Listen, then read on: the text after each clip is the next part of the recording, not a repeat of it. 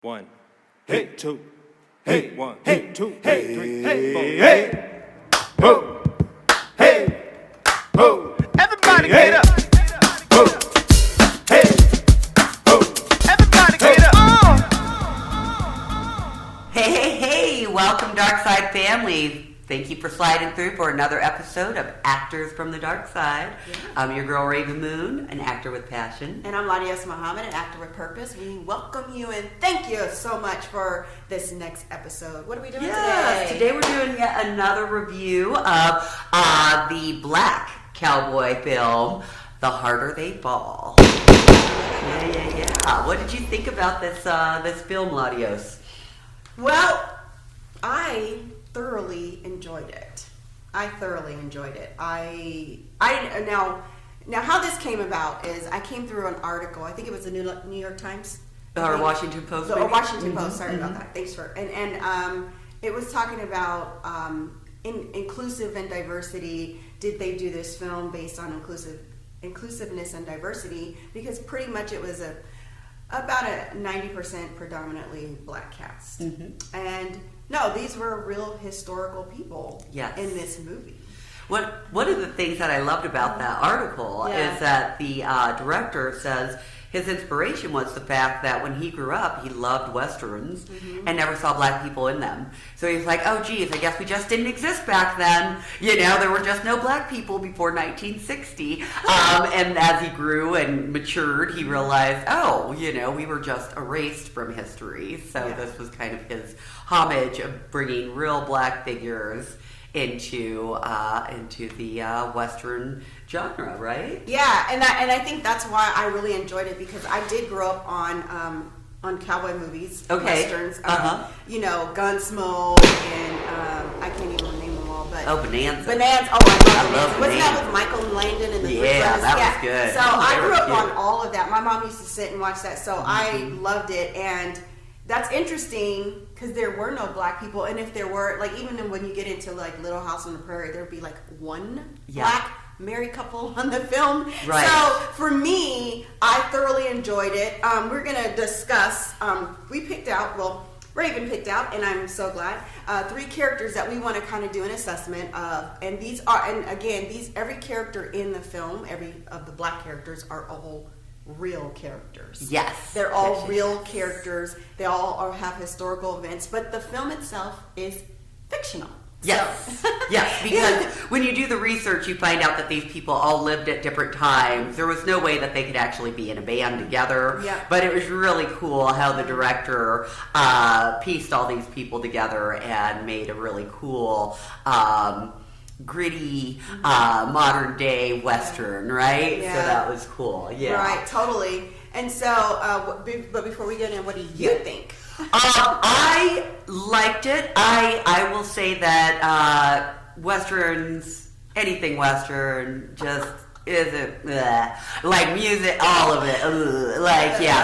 So mine is that, and I don't really love, like, I know a lot of people love like the Quentin Tarantino style of kind of shoot 'em up, bang bang, gory, so that was hard for me to watch as well.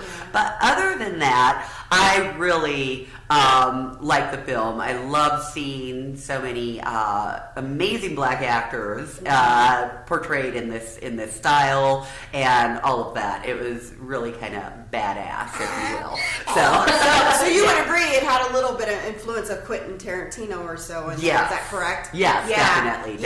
I know, just watching old Westerns, most times they're not, how would you say, most times they're not as gory. Yes. Because it was a little bit different times.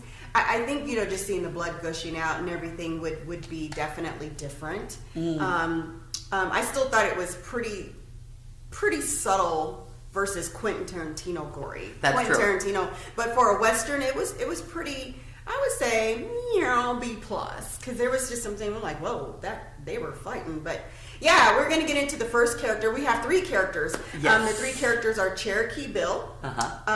What's the other character? We have Treacherous Trudy. Yep. Gertrude Smith. And Bill Pickett. And nope. Okay. Did I? Girl. Nat Love. That's right, Nat Love. characters that stood out for us that we just kind of want to do an assessment with. So sure, let's dive in. Yeah, who should we start with? Should we start with? I'd like to start with Nat Love. Okay, let's see. He was born into slavery back in Tennessee, and it was found pretty soon after the war that he had a really amazing gift with breaking horses. As a young man, he traveled to Kansas and became an expert marksman and cowboy. 1872, he moved to Arizona, and that's where he started penning his own autobiography, and also was working with such famous or infamous cowboys as Billy the Kid and Pat Garrett. In 1876, under the moniker Deadwood Dick, he won a 4th of July rodeo and cashed in $200. He basically won the rope, throw, tie, bridle, saddle, and bronco riding contest. So quite skilled as a cowboy. In 1877, Love escaped the capture of the Pima Indians. And he wrote that the Native Americans spared his life because they respected his heritage, and many of them were mixed blood as well. After that, he married a woman named Alice and moved right here to my hometown, Denver, Colorado, where he was Pullman porter for the last few years of his life. Well, for a few years, riding the Denver and Rio Grande Railroad, and finally ended up living in Southern California and came out with his autobiography in 1907, The Life and Adventures of Nat Love, better known in the cattle country as Deadwood Dick, by himself. And just so you all, Nat Love was played by Jonathan Majors, who was amazing. So I've seen Jonathan Majors was also in. He's been in a lot of shows. In that most recent one, I forget it was. They just took it off. Lovecraft. Yes. And so one thing I liked about when he came on, his character was so calm, cool, and collective, and I just fell in love with even his like just the little subtleties of how he responded to everything. One of the scenes that stuck out for me in the movie was when Mary went to go try to do some investigations in Redwood. And she got caught, and as they're driving in, he's all calm and he's looking at her with the eye contact like, yeah, didn't I tell you? I told you. I mean, everything was just cool about him. And then as I did my research for Nat, he also went by sometimes a name either Nat or Nate. They said that he was a very calm person. You never seen him get upset. He always was able to manage. You didn't see him angry. He was just very reserved, and he was very methodical and calculated. So that is one of these wonderful things about the Nat Love and the character and when it happened. Sure.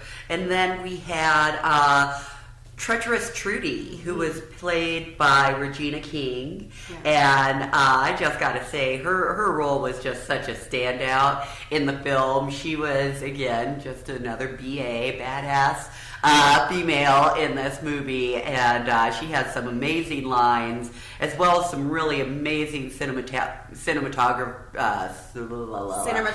Yes, or cinematography moments, I guess. There's the way that they do her styling with her hat and all of that. It's really amazing. The real life Treacherous Trudy was actually Gertrude Smith, who was a kind of, pickpocket and kind of just minor thief. Kind of went in and out of jail, and I know she often would partner with Dolly Mickey to perform a lot of their feats. Do you have more on Trudy? So Treacherous Trudy, that I did a lot of research, or I tried to do a lot of research, but it was very minimal stuff to find about her. But one thing I will say about Regina King, oh my gosh, she's phenomenal. Okay, so first of all, Treacherous Trudy did not look like Regina King per se. Totally, different. But the story that Regina told about her about her sister Mary having polio in the movie was factual. Up until a point of when she killed the person that was teasing her sister. So what happened was her father was thoroughly abusive. She did protect her sister, and there was a girl that teased her sister and threatened her, and she did kill the girl. The difference between the movie and what actually happened was, once she killed the girl, her father knew. He never put his hands on her, and he never sent her away, and that was the end of that. So that story, that monologue that Regina King told, peeling the apple, it was so amazing. I mean, and it just synced in the story, the eye contact, and also Trudy, because she was a pickpocketer and also, an outlaw, she traveled around the world a lot. So she could have several different accents. And one thing about Regina King was the director allowed her to use whatever accent that she wanted, and the one that she chose thoroughly worked. It just worked. Yes. So yeah, that was my thing. I learned about Trudy. Again, it was very minimal. She was very well traveled. That was something that they kind of alluded, but it worked. It totally worked. Definitely.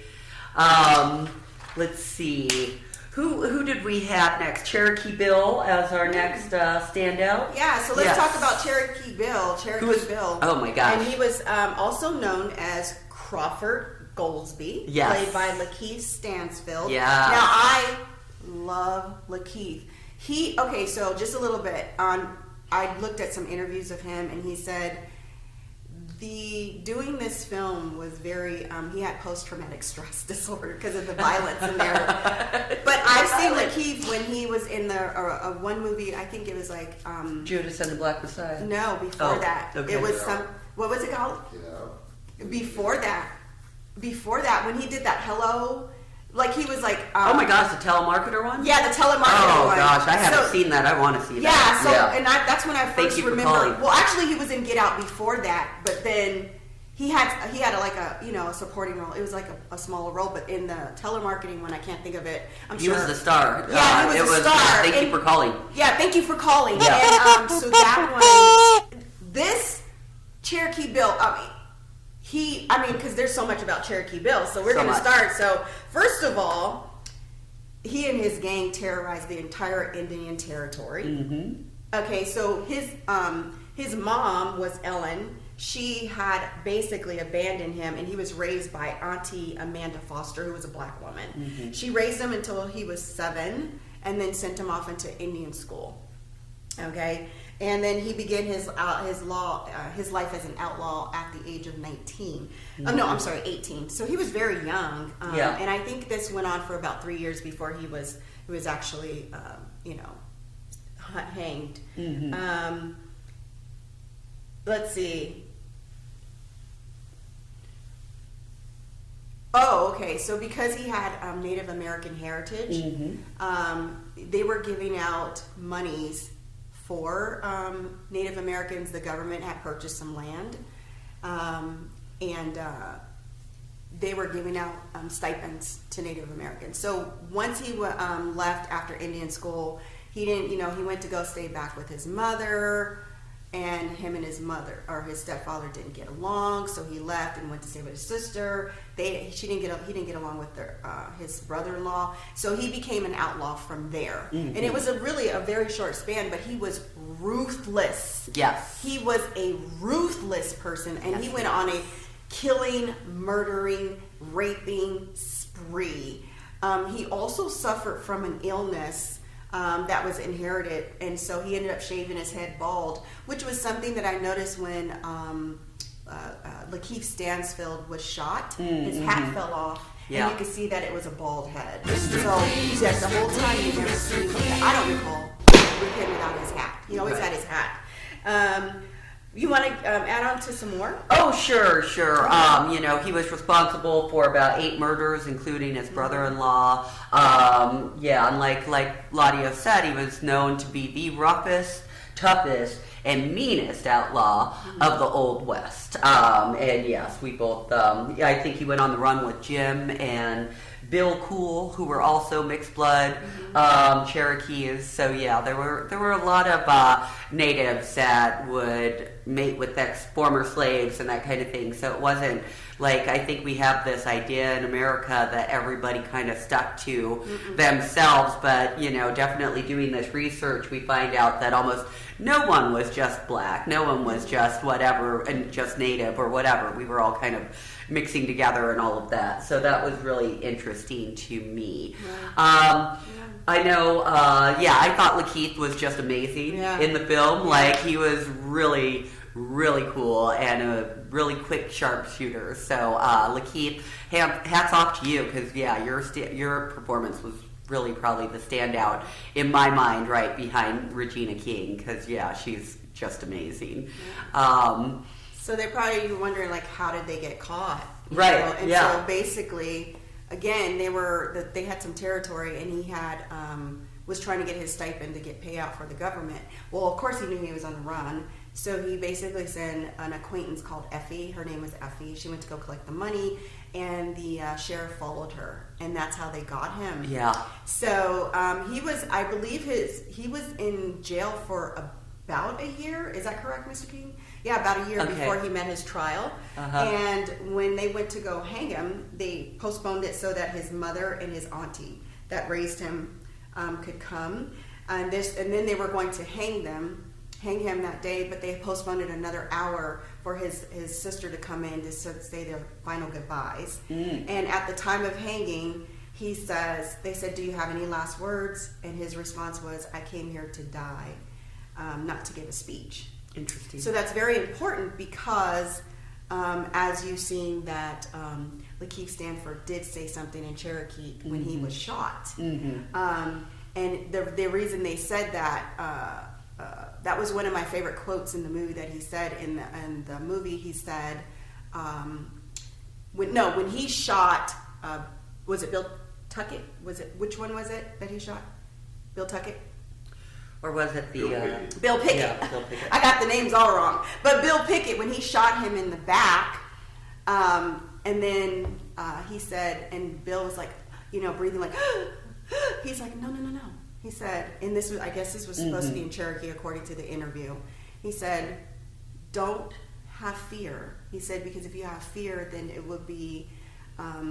let me make sure I quote it right, because it was really interesting. He said, "Being afraid only brings bad karma in the afterlife." Yeah. And they specifically put that in Cherokee because he did speak full-blooded Cherokee. He spoke Cherokee. So instead of saying his last words of being hung, they twisted it and they put this in there. Yeah. And that was one of my favorite quotes in the movie. It's super brilliant. Yeah. What's the director's name? I forgot to get his name. Sam something. I thought it was Jamie. Was it Jamie? Oh, we'll have his picture up here. Yeah, it was funny because I thought it was Jamie, and it was spelled wrong, or was it Sammy? But it was spelled like Jayeme.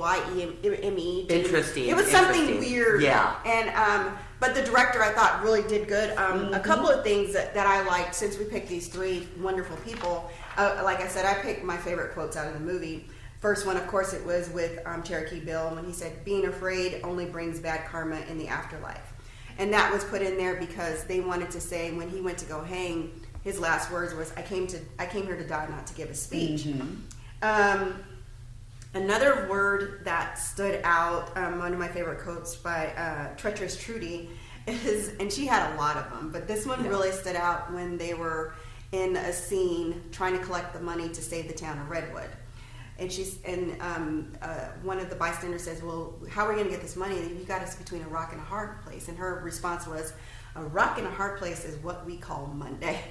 And I thought that was so profound because it was just something that she was like, "We can get through this." Yes. And then the last one was Nat Turner, after he realized who his brother was, and Mary says, "Is the devil dead?" Because Rufus, was the devil. Right. And he says, "I don't know." And it was so interesting that these quotes all tied in because he's been hunting Rufus all this time and come to find out he may be the real devil. Yeah, so, I love those that. Are great. Those are great. And before we wrap this one up, I just want to mention a couple of other notable figures. So there's Bass Reeves, who has been likened to the modern day Lone Ranger. Also, Stagecoach Mary, who was a U.S. postal worker and actually carried 2 rifles to watch her postal route. And then we mentioned a lot of time Bill Pickett, who is pretty much just a famous rodeo star. But it was so fun going in and doing this research and finding out so much more about these figures and their inspiration for this amazing movie. Yeah, it was. Did you have something, Mr. King? The director's name is James Samuel. Yeah, James Samuel. I remember it being spelled with a Y. James Samuel. Yes. Thank you for an amazing music. And I love, oh my God, I love the white town. It was like over dramatized because they even had ivory white soap in there. You can see it saying that it was ivory white soap. Like everything in there was white. And I really enjoyed, the parallels of that. That was it was just so many things that I loved it. And I know Mr. King saw it like 6-7 times. I watched it again. I can totally watch it again. Yes.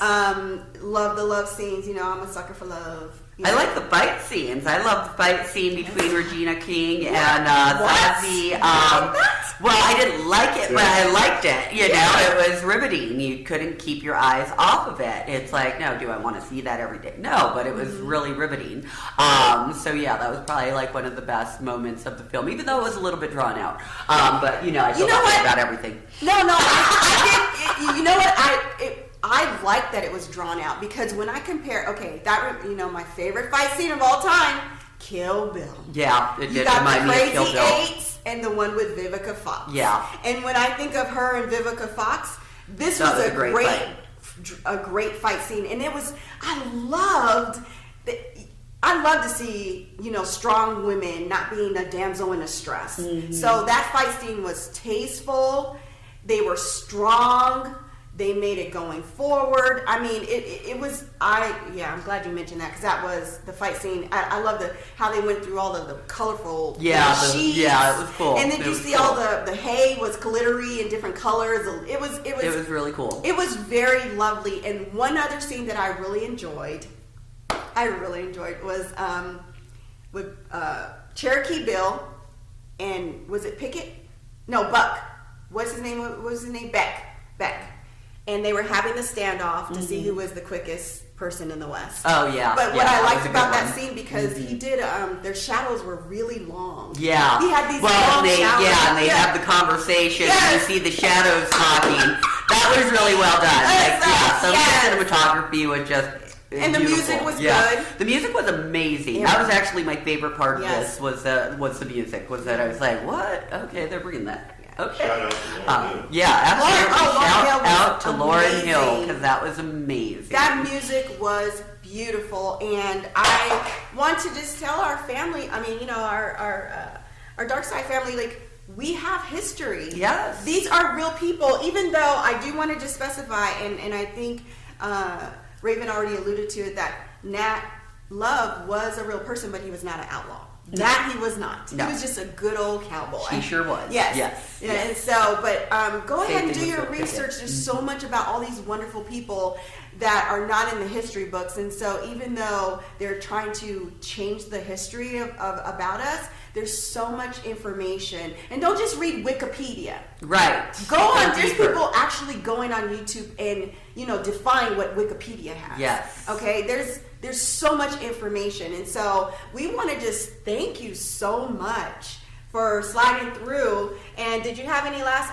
you have a grade? Because I know you were like, oh yeah, my grade's probably like a solid B, again, just because it's not my favorite genre, but it was really well done. Yes. And everybody should see this film just because it was so well done and so informative. It makes you view things in a different light, even if you know that there were black people back in that day, or if you didn't, which is sad. But anyways, I thoroughly enjoyed it. Yeah, well, my grade would be, I'm going to give it an A+. One, because of the history. Two, the cinematography was amazing. The music score, out of this world. And even though I'm saying this last, but the cast, amazing. I mean, what is it?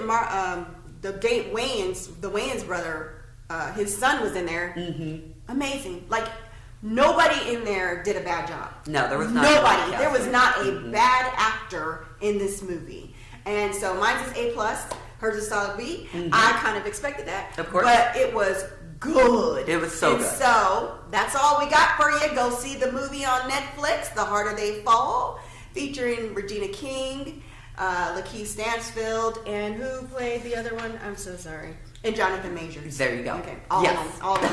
In the meantime, in between time, remember, you don't have to be asleep to dream, so get up and get out and do something for yourself. I'm LaDios Muhammad, an actor with purpose. And I'm Rav'n, an actor with passion. And we are actors from the dark side.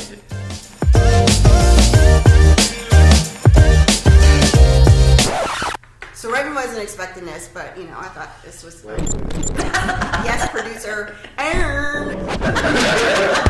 This is like impromptu. This is just some backstage stuff. So Rav'n, I sent you 2 things that we got some comments on our YouTube channel. So we wanted to kind of talk about it. Okay. First of all, I'm putting my glasses on now. This one I was super excited about. You actually could just keep us in the middle just for this whole thing. It's just fun. It's just back behind the scenes. But this one was about Jonathan Marcatoni. Hi, Jonathan. Love you. We thank you for your comments. We appreciate it. So shout out to you. Make sure you put his name in big bold. Well, just put his name in big bold. Just Jonathan. But anyway, put it out there for us.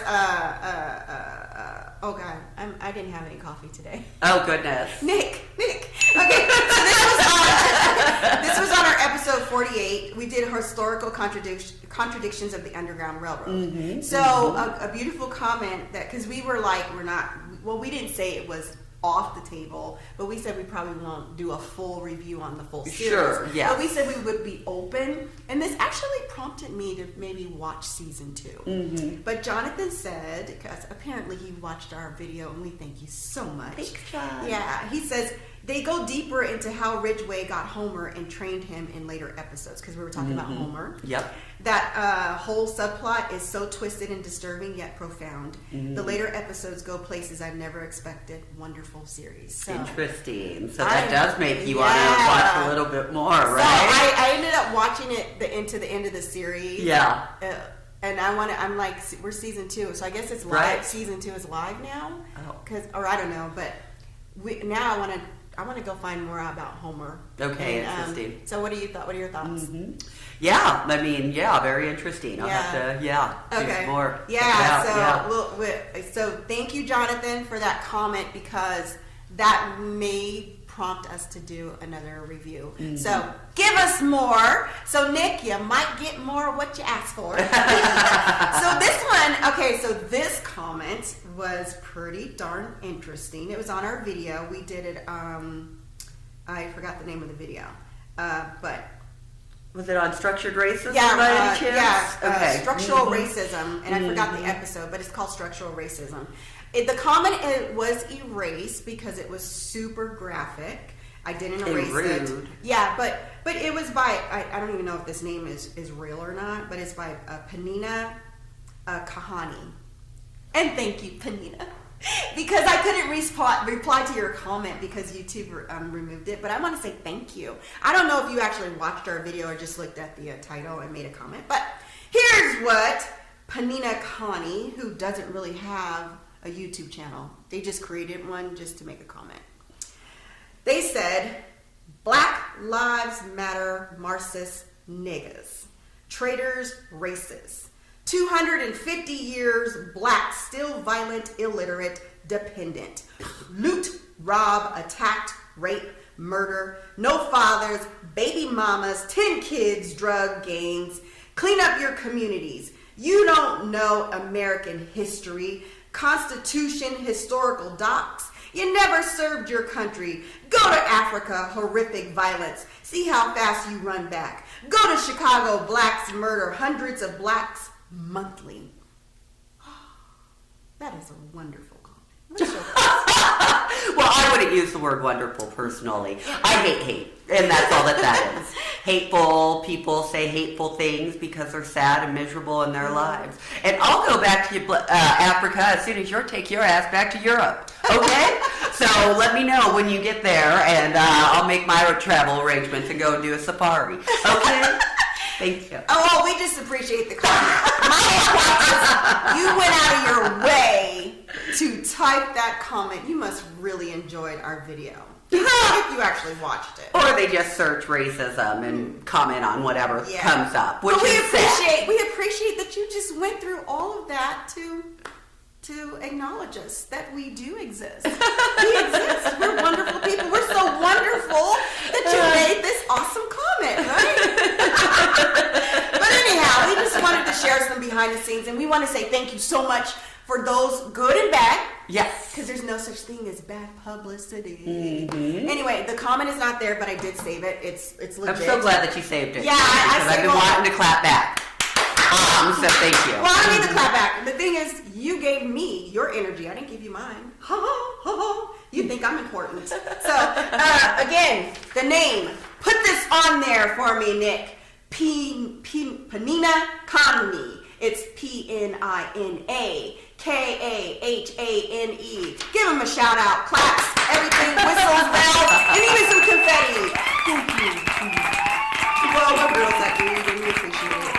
We appreciate you and everything. But anyway, we're LaDios Muhammad, actors from the dark side, and Rav'n Moon, actor with passion. Just behind the scenes, Enjoy it. Thank you. Yes, and thank you. Out. Tune in.